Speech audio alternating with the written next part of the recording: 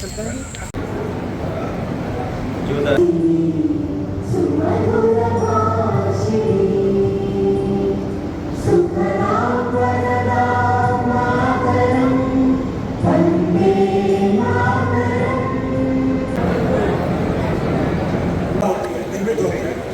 आज बजट रख दिया आपने, कल समारोह सभा रख दिए। हम बजट की क्या तैयारी करें? और आपने कल समारोह सभा रखे, आपने 1 मिनट, कल आप समारोह सभा रखे और कल समारोह सभा का विषय का पुष्टि तो अभी होगा ना? पुष्टि होगा कि नहीं होगा? अरे पुष्टि होगा, उसके बाद बजट चालू होगा। आप कल की बजट, कल का जो विषय था, कल समारोह सभा जो हुआ था, उसका अभी नियमता पुष्टि होनी बाकी है। होना चाहिए, पुष्टि होगा, उसके चालू होगा। आप उसको नियम विरुद्ध कैसे जा सकते हैं? नियम विरुद्ध है, इसलिए भविष्य में ऐसा नहीं होना चाहिए। 2 दिन ये होना चाहिए। नहीं हो कार्यमिस्त्री अगर तैयार हो गया सचिव तो मेरी बात की तैयारी है, करवा लीजिए। कोई नहीं, मेरी बात तो बोल रहे हैं।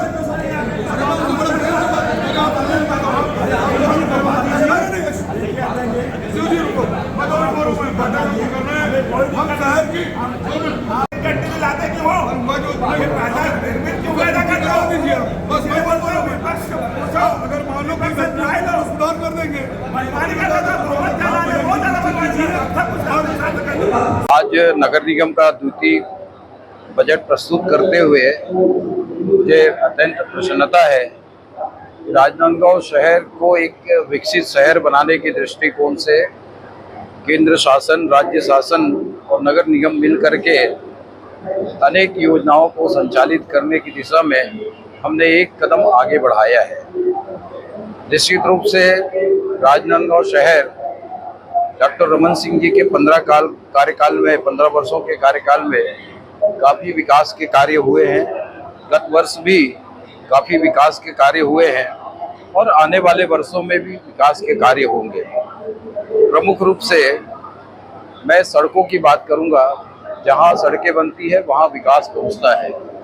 तो राज्य शासन के बजट में इंदामरा से लेकर के स्कूल दयान होते हुए मनकी तक बाईपास, मेडिकल कॉलेज से नवागांव मोतीपुर होते हुए सड़क का निर्माण, कन्हारपुरी से लेकर के जी रोड तक की सड़क का निर्माण, ऐसे अनेक सड़कों का निर्माण जो आउटसाइड में किया जाना है उसका स्टेट बजट में प्रावधान रखा गया है।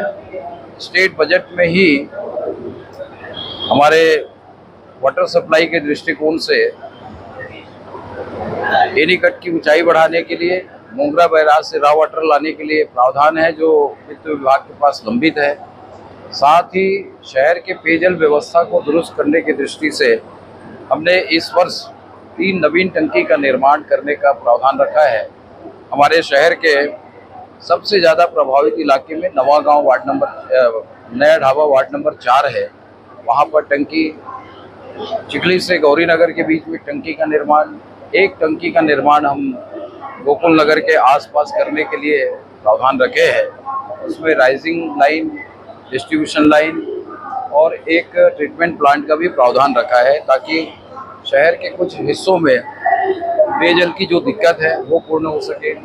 शहर सौंदर्यीकरण की दृष्टिकोण से पुराने गार्डन और कुछ वार्डों के गार्डन को व्यवस्थित एवं सौंदर्यीकृत करने का प्रावधान रखा है। वाटर सप्लाई के काम के साथ साथ हमने पर्यावरण का विशेष ध्यान रखा है। वाटर रिचार्जिंग के लिए, वृक्षारोपण के लिए, इसके साथ अनेक विषय जो शहर की आवश्यकता है, चाहे वो सफाई की हो, चाहे अधोसंरचना की हो, शिक्षा की हो, इन सभी बिंदुओं को हमने इस बजट में टच किया है। और कुछ योजनाएं तात्कालिक भी है और कुछ योजनाएं दीर्घकालिक भी है। इन सभी योजनाओं पर आने वाले 1 वर्ष के अंदर हम काम करेंगे और इसके लिए संसाधनों की व्यवस्था भी करेंगे। माननीय मुख्यमंत्री जी, माननीय प्रधानमंत्री जी, माननीय नगरीय प्रशासन मंत्री जी, माननीय हमारे विधायक और विधानसभा के अध्यक्ष, माननीय हमारे सांसद जी, हमारे प्रभारी मंत्री गजेंद्र यादव जी, इन सभी का सहयोग और मार्गदर्शन शहर के विकास में मिलेगा। मैं सभी पार्षदों से भी इस विकास में सहयोग की उम्मीद करता हूं और शहर के विकास के दृष्टिकोण से हमारे राजनांदगांव शहर के सभी नागरिकों से मार्गदर्शन और सहयोग की अपेक्षा करता हूं, ताकि राजनांदगांव शहर एक विकसित शहर बन सके और इस दिशा में जो हमने कदम उठाया है उसे पूर्ण कर सके। फिर से एक बार मस्ती की पाठशाला। आप सब लोग जानते हैं कि मस्ती की पाठशाला हमारे राजनांदगांव शहर के बच्चों को प्रातःकाल उठाता था। शायद स्कूल के दिनों में माता पिता बच्चों को स्कूल जाने के लिए सुबह उठाते थे, लेकिन जिस दिन मस्ती की पाठशाला लगती थी उस दिन बच्चे माँ बाप को उठाते थे। तो इसे हमने पुनः प्रारंभ करने के लिए बजट में प्रावधान किया है। बजट में जो प्रावधान हुआ लखनऊ रोड का, रोड निर्माण का संबंधी, कल ही कलेक्टर ने एक ओबराय कंपनी को सस्पेंड किया, मतलब उसमें निलंबित किया है, उसमें बैन किया है। ये सुनने में आ रहा है कि उसको एजेंसी वही सड़क का निर्माण करेगी, उस पर आपका क्या कहना है?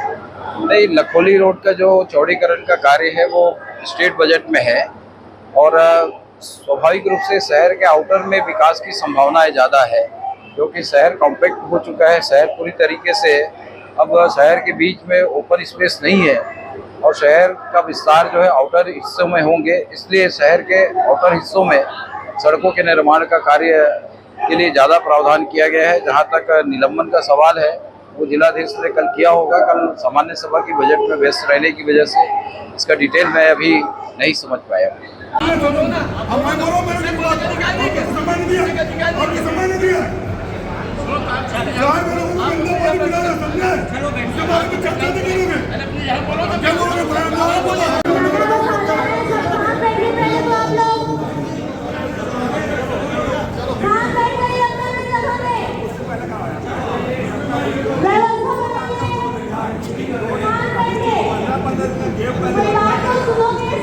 माननीय अध्यक्ष जी, कल सामान्य सभा हुई है और ये बात भी स्पष्ट है कि सामान्य सभा के बाद जब अपनी सामान्य सभा की उपलब्ध संसाधनों का अधिकतम उपयोग करते हुए शहर का सर्वांगीण विकास कर सके एवं नागरिकों को मूलभूत सुविधा उपलब्ध करा सके। हमारे माननीय महापौर मधुसूदन यादव जी द्वारा इस बार 15 लाख का लाभ का बजट लाया है, जबकि इन्हीं के द्वारा पिछले साल 22,95,000 का घाटे का लाया था। एक साल में नगर निगम को कितना फायदा हो गया ये हमको समझ से परे है, लेकिन हमें नहीं लगता कि, जबकि नगर निगम की स्थिति यह है कि यहाँ के कर्मचारियों को 12-12 महीने से पेमेंट नहीं मिला है, किसी विभाग में 6-6 महीने से नहीं मिला है और ये अब लाभ की बजट बता रहे हैं। ये कहीं ना कहीं कुछ गड़बड़ सड़बड़ है मामला। इस पर अध्ययन अच्छे से करना पड़ेगा। बजट इन्होंने किस प्रकार के तैयारी किया है। रहा सवाल, इनमें कुछ नई बात नहीं है। बूढ़ा सागर के लिए 35 लाख का फिर एक ला लिए हैं। पिछला बूढ़ा सागर का तो अभी कुछ अता पता ही नहीं हुआ है, उसका कार्रवाई नहीं हुआ है, वो उसको क्लियर किए नहीं है और फिर नया बूढ़ा सागर के लिए उन्होंने लाया है 14 करोड़ रुपया। तो सौंदर्यीकरण के, अब कैसी सौंदर्यीकरण हुई है आप देख सकते हो। पिछला का 16 करोड़ था, अब 14 करोड़ का लिए यहाँ इसमें लाया है। वृक्षारोपण की ला कर रहे हैं, वृक्षारोपण करेंगे। साल भर में इन्होंने वृक्षारोपण किया था, कहाँ इनका वृक्षारोपण दिख ही नहीं रहा है। हमारे समय में जो जी रोड के आजू बाजू जो झाड़ लगे हैं वो माननीय हेमा देशमुख के समय का हमारा कार्यकाल का वृक्षारोपण का जो हरा भरा कुछ तो दिखता है, लेकिन इनका पीछे साल का जो वृक्षारोपण हुआ कहाँ गायब हुआ है कहीं पता नहीं है। पैसे की बर्बादी है और कुछ नहीं है।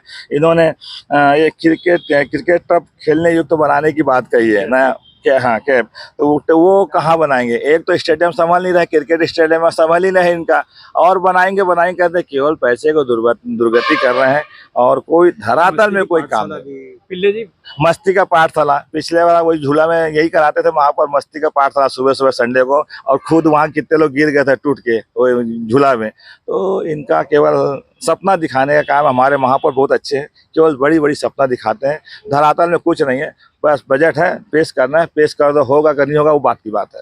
पिछले अभी वो रोड के लिए जो प्रावधान दिया गया इसमें, अभी कल ही कलेक्टर ने ओबराय कंपनी को ब्लैक लिस्टेड किया है जी, इस पर आप क्या कहेंगे? शायद कल देखिए बहुत बड़ी बात बता रहे हैं आप। कल ही हमारे यहाँ में पास हुआ है कि ओबराय को एक रोड मिली है, अच्छी लंबी राशि का उसका मिला है और यह उनको पनिश किया है।